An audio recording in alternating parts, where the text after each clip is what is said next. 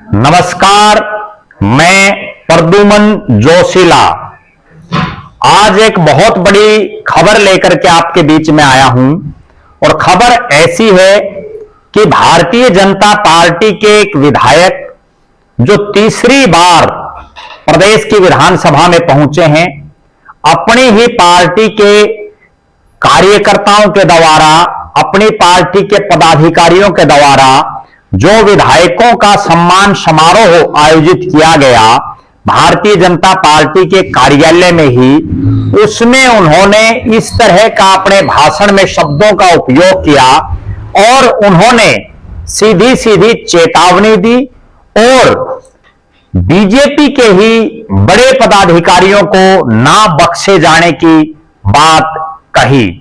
जी हां, एक ऐसा नेता जो दल बदल का बहुत बड़ा उदाहरण है, जो लगातार अपनी पार्टियां बदलता रहता है, और उन नेता महोदय ने भारतीय जनता पार्टी में जब आए तो वो अब बीजेपी के और बीजेपी के नेताओं के गीत गाने लगे और वो पार्टी को कार्यकर्ताओं की, नेताओं की मां बता रहे हैं, लेकिन महोदय बार बार पार्टी बदल रहे हैं।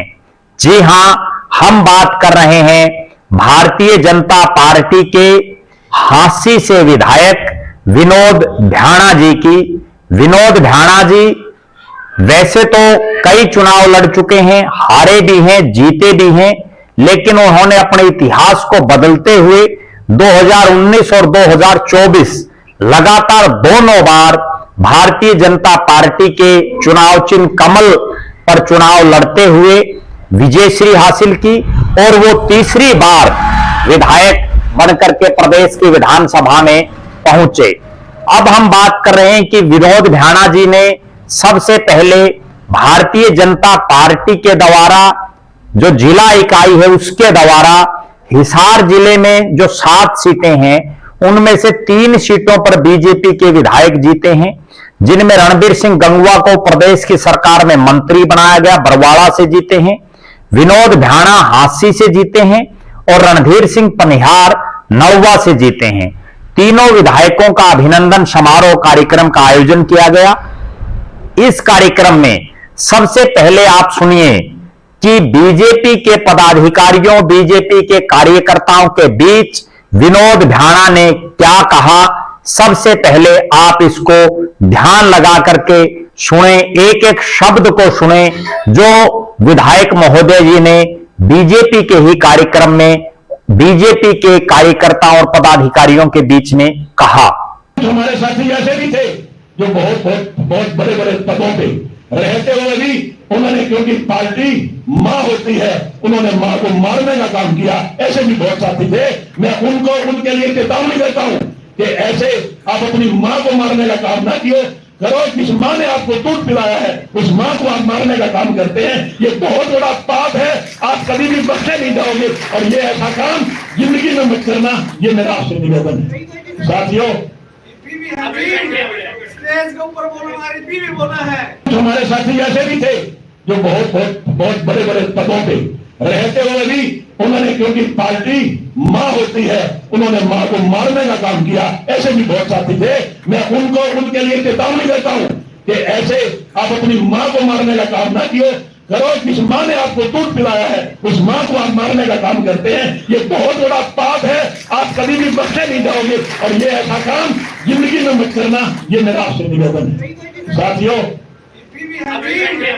स्टेज के ऊपर बोलो, हमारी बीवी बोला है। हमारे साथी ऐसे भी थे जो बहुत बड़े बड़े पदों पे रहते हुए भी उन्होंने, क्योंकि पार्टी मां होती है, उन्होंने मां को मारने का काम किया। ऐसे भी बहुत साथी थे। मैं उनको, उनके लिए चेतावनी देता हूं कि ऐसे आप अपनी मां को मारने का काम ना किए करो। जिस मां ने आपको दूध पिलाया है उस मां को आप मारने का काम करते हैं, ये बहुत बड़ा पाप है। आप कभी भी बख्शे नहीं जाओगे और ये ऐसा काम जिंदगी में मत करना, ये मेरा आपसे निवेदन है। साथियों, स्टेज के ऊपर बोलो, हमारी बीवी बोला है। हमारे साथी ऐसे भी थे जो बहुत बड़े बड़े पदों पे रहते हुए भी उन्होंने, क्योंकि पार्टी मां होती है, उन्होंने मां को मारने का काम किया। ऐसे भी बहुत साथी थे। मैं उनको, उनके लिए चेतावनी देता हूं कि ऐसे आप अपनी मां को मारने का काम ना किए करो। जिस मां ने आपको दूध पिलाया है उस मां को आप मारने का काम करते हैं, ये बहुत बड़ा पाप है। आप कभी भी बख्शे नहीं जाओगे और ये ऐसा काम जिंदगी में मत करना, ये मेरा आपसे निवेदन है। साथियों, बीवी स्टेज के ऊपर बोलने वाली बीवी बोला है। ये आपने सुना कि विनोद भाना जी जो दल बदल का एक बहुत बड़ा उदाहरण है, ना केवल हांसी हलके में हिसार जिले में बल्कि हरियाणा प्रदेश की राजनीति में दल बदलू जो नेता हैं, जो पार्टी बदलते हैं, और जिसमें भाना साहब ये कह रहे हैं कि पार्टी मां होती है। और जिन बीजेपी के बड़े बड़े पदाधिकारियों ने जो बड़े बड़े पदों पर रहते हैं उन्होंने पार्टी जो मां होती है, उन्होंने इस मां को मारने का काम किया है और उनके लिए उन्होंने चेतावनी दी है। उन्होंने ये भी कहा है कि जो इस मां को मार रहे हैं उनको बख्शा नहीं जाएगा, वो लोग बख्शे नहीं जाएंगे। जब भाना साहब ये बात कह रहे हैं तो उस समय उनके ही कुछ कार्यकर्ता जो स्टेज के सामने बैठे हैं वो कह रहे हैं कि स्टेज पर बोलने वाले जो अभी बोल रहे हैं वो यहीं बैठे हैं जिन्होंने मां को मारने का काम किया है। इस तरह के आरोप और प्रत्यारोप लगाने की राजनीति चल रही है। अब मैं आपको सिलसिलेवार तरीके से बता रहा हूं कि आखिर विनोद भाना जी ये क्यों कह रहे हैं। इसके पीछे दो तीन कारण हो सकते हैं। एक तो यह हो सकता है कि बीजेपी की तीसरी बार सरकार आ गई, कहीं उनको इस तरह का कोई गुरूर और घमंड तो नहीं हो गया बीजेपी के नेता होने के नाते। दूसरा, इतना बड़ा घमंड और गुरूर कि उन्होंने अपनी पार्टी के पदाधिकारियों, नेताओं, कार्यकर्ताओं को ही नहीं बख्शा। तीसरी बड़ी बात, कहीं ऐसा तो नहीं है कि मंत्री ना बढ़ने का दर्द विनोद भाना जी के ऊपर छलक रहा हो, उनको मंत्री ना बनने का दर्द छलकता हुआ भी दिखाई दे रहा है कि वो पार्टी के नेताओं को, पार्टी के पदाधिकारियों को सार्वजनिक रूप से ही कोसने लगे। अब मैं सबसे पहले आपको विनोद भाना जी का राजनीतिक बैकग्राउंड बताता हूं, उसके बाद आप समझ जाएंगे कि जिस पार्टी को वो मां कह रहे हैं उन्होंने कितनी बार उन पार्टियों को बदला है, मतलब उन्होंने कितनी बार अपनी मां को बदला है। अब आप देखिए सिलसिलेवार तरीके से विनोद भाना जी का राजनीतिक जो बैकग्राउंड है, वो गांव के सरपंच बने। उनका गांव नारनौंद विधानसभा क्षेत्र में पड़ता है और उसके बाद उन्होंने हांसी से अपनी राजनीति शुरू की। सबसे पहले सन 2000 में उन्होंने कांग्रेस पार्टी की टिकट पर चुनाव लड़ा, चौथे स्थान पर रहे, बुरी तरह से हारे। 2005 में कांग्रेस पार्टी ने उनकी टिकट काट दी, उन्होंने निर्दलीय चुनाव लड़ा, फिर चुनाव हार गए। लगातार जो पार्टी की बात, जिस मां की वो बात कर रहे हैं, उस पर हम बातचीत कर रहे हैं। 2009 में उन्होंने हरियाणा जनहित कांग्रेस बीएल से चुनाव लड़ा, जो कुलदीप बिश्नोई जी, चौधरी भजनलाल जी की पार्टी है। वो चुनाव जीत गए और जीतते ही उन्होंने अपनी मां को यानी अपनी पार्टी को तुरंत बदल लिया और दल बदल करके उन्होंने चौधरी भूपेंद्र सिंह हुड्डा जी को समर्थन किया और सरकार में मुख्य संसदीय सचिव बन गए। चुनाव जीतते ही चुनाव जीता उन्होंने हरियाणा जनहित कांग्रेस से और उसके तुरंत बाद जो है वो कांग्रेस पार्टी की सरकार में चले गए और वो दल बदल का काफी जो है मामला चला हरियाणा प्रदेश में। उसके बाद उन्होंने 2014 में कांग्रेस पार्टी की टिकट पर चुनाव लड़ा, फिर पार्टी बदली यानी फिर उस मां को बदला उन्होंने और चौथे स्थान पर वो रहे, बुरी तरह से हारे। 2019 में उन्होंने फिर से बदला, पार्टी बदली और बीजेपी में जाकर के बीजेपी की टिकट से चुनाव लड़ा, चुनाव जीत गई। 2024 में फिर से बीजेपी से चुनाव लड़ा और बीजेपी से जीत गई।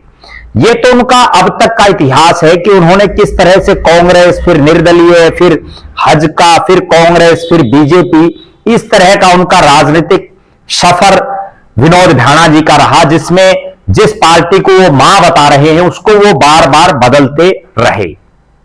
अब जो अगली बात है वो ये है कि जिस बात की हम जिक्र कर रहे थे कि विनोद भाना जी का अगर पारिवारिक सिस्टम भी हम देखें तो उनके भाई हैं नरेंद्र भाना। नरेंद्र भाना जी चुनाव से एन पहले कांग्रेस पार्टी में चले गए, यानी उन्होंने भी अपनी जिस पार्टी को मां बता रहे वो मां चुनाव से एन पहले बदल दिए, एन पहले उन्होंने अपनी पार्टी को बदल लिया।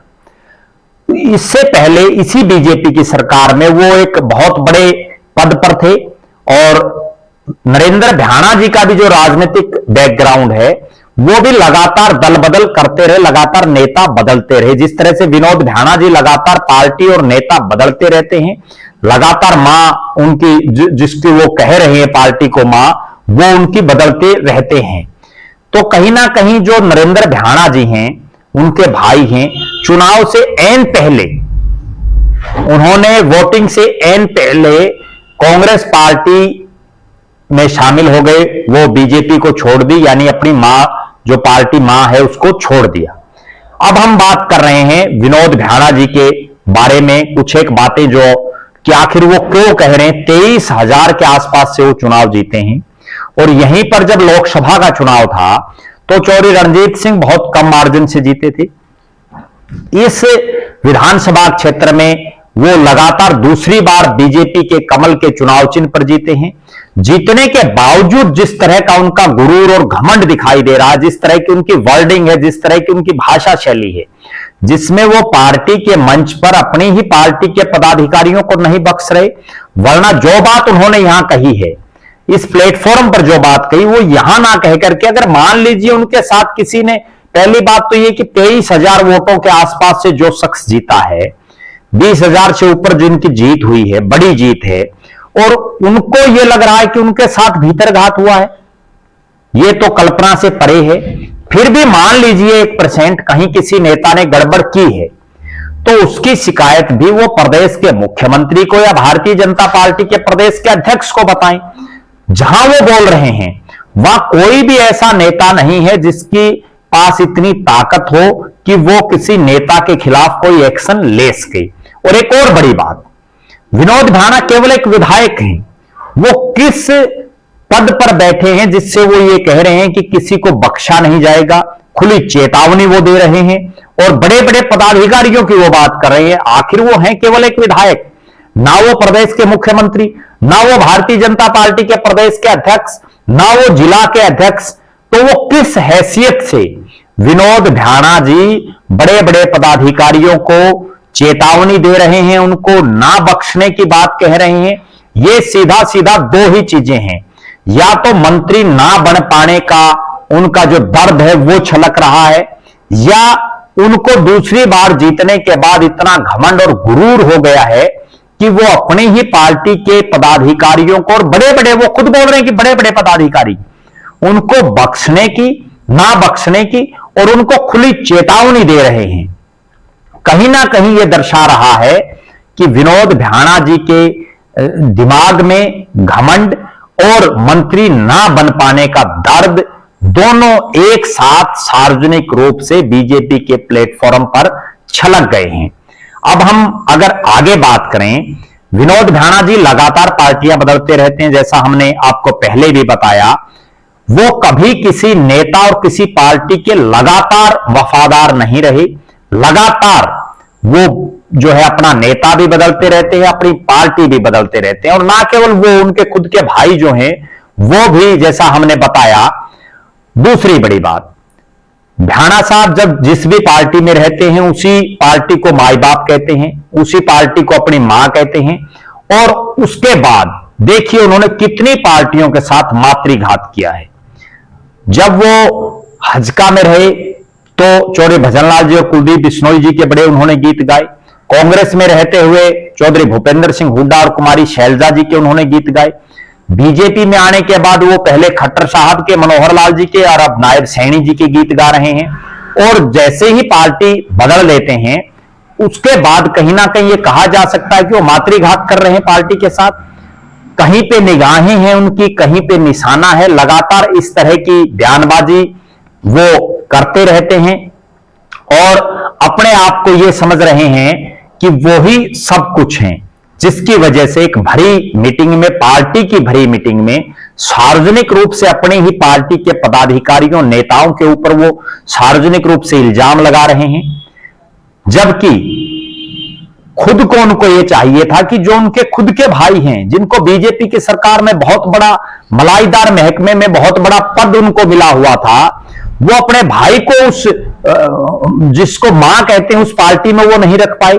कहीं ना कहीं ये कहा जा सकता है कि अपना घर सबसे पहले आदमी को संभालना चाहिए, उनको सबसे पहले ये संभालना चाहिए कि अपना घर और अपना परिवार ठीक ठाक हो। भ्याणा साहब कभी किसी पार्टी के, कभी किसी नेता के आज तक लॉयल बहुत लंबे समय तक नहीं रहे। एमएलए जैसे ही बने दूसरी बार सीधी और साफ शब्दों में चेतावनी देने लगे और पार्टी को मां बता करके पार्टी के ही नेताओं के ऊपर इस तरह के सार्वजनिक रूप से इल्जाम लगा रहे हैं। कहीं ना कहीं यह कहा जा सकता है कि उनकी निगाहें कहां हैं और निशाना कहां। और एक और बहुत बड़ी बात, जब उनके कार्यकर्ता ये बोल रहे हैं कि मंच पर भाषण दिए जा रहे हैं जिनके बारे में वो बोल रहे हैं, तो वो उनका नाम क्यों नहीं ले रहे? आखिर वो नाम लेने से क्यों कतरा रहे हैं? विनोद भ्याणा जैसा नेता जो पिछले 25 साल से सक्रिय रूप से राजनीति में हैं और वो जिन्होंने उनके साथ धोखा दिया है, जिन्होंने उनके साथ गद्दारी की है, जैसा वो बोल रहे हैं, तो उनके ऊपर उनके नाम सार्वजनिक क्यों नहीं कर रहे?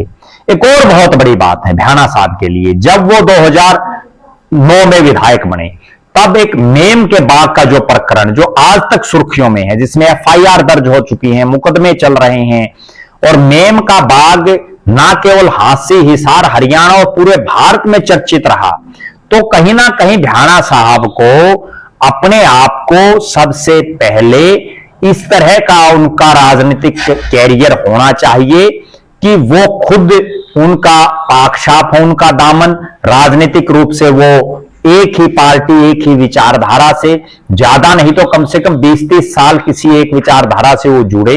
वो तो बार बार, जैसा हमने बताया, 2000 से लेकर के और 2024 तक का अगर आप उनका इतिहास उठा करके देखेंगे तो आपको अंदाजा लग जाएगा कि विनोद भ्याणा जी कितने अपनी पार्टी, जिस पार्टी में वो रहे हैं, अपनी पार्टी के नेताओं के प्रति कितने समय तक वो लॉयल रहे हैं।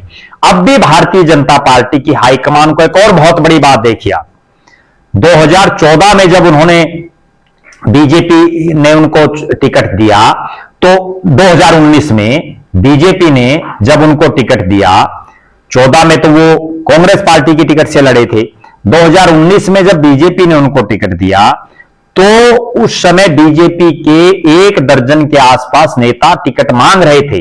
उसके बावजूद भारतीय जनता पार्टी ने अपने नेताओं, अपने कार्यकर्ताओं को दरकिनार करते हुए भ्याणा साहब को टिकट दिया। 2024 में भी यहां से कई भाजपाई टिकट मांग रहे थे जो मूल भाजपाई कैडर के हैं, उन सबको दरकिनार करते हुए फिर से दल बदलू विनोद भ्याणा को टिकट दिया।